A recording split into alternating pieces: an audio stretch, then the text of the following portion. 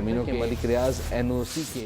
अस्सलाम वालेकुम viewers, Usama Abu Bakar adviser state and builders Bahria Town Karachi से।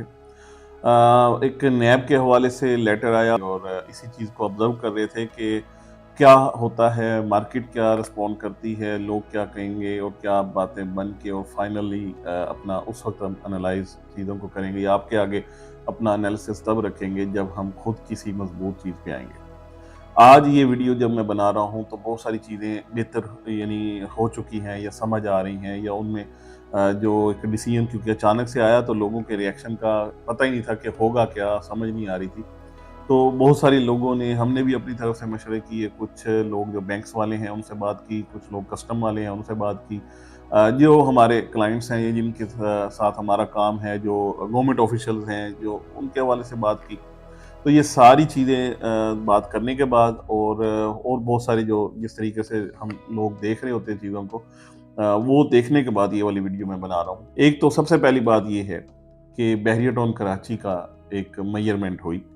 और मेजरमेंट तकरीबन कोई 17,000 एकड़ और यानी 16,896 या कुछ ये वाली जो है एकर्स के हिसाब से इसकी मेजरमेंट हुई और सुप्रीम कोर्ट ऑफ पाकिस्तान में ये रिटन फॉर्म में मौजूद है, एक दफ़ा नहीं 1000 दफ़ा, कि ये सारा एरिया बहरिया टाउन कराची ने एक्वायर किया हुआ है और ये मेजरमेंट्स भी हो चुकी हैं मल्टीपल टाइम्स। इसमें जो मलीड डेवलपमेंट अथॉरिटी है, SBCA है, बहुत सारे जो ये सारे इदारे हैं, इन्होंने भी इसको वेरीफाई किया हुआ है और सारी चीज़ें हुई हैं। तो मलिक साहब ने कोई कच्चा काम नहीं किया हुआ। ये मैं ये वाली वीडियो बिल्कुल इस हवाले से बता रहा हूँ कि वो लोग जो घबरा गए या परेशान हो गए, अब क्या बनेगा, नैब ने ये क्या कह दिया और कैसे, ये वाली चीज़ें तो होगी मजबूत। इसमें तो किसी किस्म की कोई परेशानी नहीं है। जो लोग अलॉटमेंट के साथ या जिन लोगों ने प्लॉट रखे हुए हैं, जिन लोगों के यहाँ पे अपार्टमेंट्स हैं, जिनके विलाज हैं, तो ये कोई भी ऐसी चीज़ नहीं है जो पोर्टेबल हो, कोई यहाँ से उठाए और जाके जेल में बंद कर दे। ये कोई ऐसी बहरिया टाउन कराची ऐसी चीज़ नहीं है। तो इस हवाले से सबसे पहले तो मैं अपने क्लाइंट्स को, अपने व्यूअर्स को, अपने इन्वेस्टर्स को, सब लोगों को ये तसल्ली देना चाहता हूँ कि इस हवाले से घबराने वाली या परेशान होने वाली कोई बात नहीं है। इस हवाले से सब ओके। अब बात कर लेते हैं नो टू ऑनवर्ड क्या स्ट्रेटजी है, क्या होता है। जो मेरा एनालिसिस है वो ये है कि ये सिर्फ बातें हैं, क्योंकि हमने जैसे बात की तो अगर बहरिया टाउन दुबई उसके अंदर या बहरिया प्रॉपर्टीज के अंदर कोई बंदा जाके इन्वेस्ट करता है तो दुबई की गवर्नमेंट किसको बताएगी कि जी यहाँ पे आपके ये FBR को वो कोई आके ख़ास तौर पे बताएंगे प्लीज़ कि आप नोटिफाई कर लें या नोटिस कर लें कि फ़लाँ बंदे ने यहाँ पे आके बहरिया टाउन के अंदर इन्वेस्टमेंट की है और इसको पकड़ें, ये इलीगल हो गया, ये इस तरीके से हो गया। ये बिल्कुल ऐसी बात है जो मेरी समझ के मुताबिक बगैर सर के, बगैर पैर के, इसमें कोई ऐसी चीज़ नहीं समझ आ रही कि कौन बंदा रिकॉर्ड देगा इनको कि ये हो रहा है। पाकिस्तान से बाहर की कोई भी प्रॉपर्टी आप लेते हैं, चाहे वो लंदन में लेते हैं, चाहे US में लेते हैं, चाहे दुबई में लेते हैं, चाहे कहीं पे भी लेते हैं, तो वो आपकी अपनी कमाई के पैसे आप अगर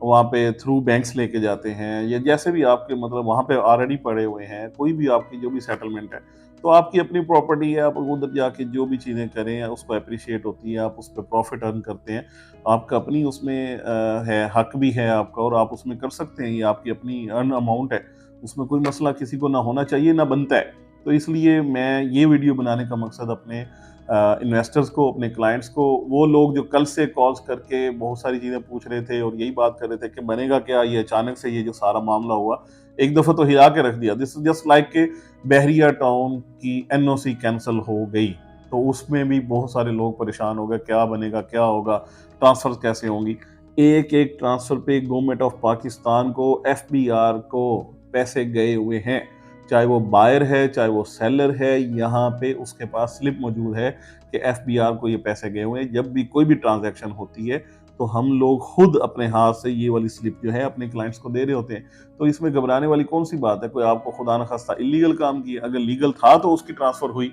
एक दफ़ा नहीं 1000 दफ़ा हुई, तो इसमें कोई परेशानी वाली बात यहाँ पे इस हवाले से नहीं है। बाकी जो आउट ऑफ बाउंड्री चीज़ें हैं, जो अभी नई डील्स, जैसे मैं हमेशा कहता हूँ, उनके अंदर मैं अपने क्लाइंट्स को भी मना करता आया हूँ कि फ़िलहाल उसमें नहीं जाएँ जब तक वो चीज़ें मज़बूत नहीं होती। उनके लिए वेट एंड सी वाली पॉलिसी रखें, वो अपनी जगह पे है। लेकिन इस हवाले से पैनिक होना, इस हवाले से परेशान होना कि ये क्या बनेगा, क्या होगा, डेस्परेट हो जाना, ये कोई परेशानी वाली बात नहीं है, ना डेस्परेशन वाली बात है। बैरियर टाउन कराची बेहतरीन सोसाइटी है, बेहतरीन टाउन है, बेहतरीन डेवलप है, कहीं पे किसी किस्म का कोई परेशानी, कोई प्रॉब्लम नहीं है और इंशाल्लाह ये ग्रो करता रहेगा, ग्रो करेगा, ग्रो किया है और इंशाल्लाह लोगों को भी दिखाएगा कि किस किस तरीके से ग्रोथ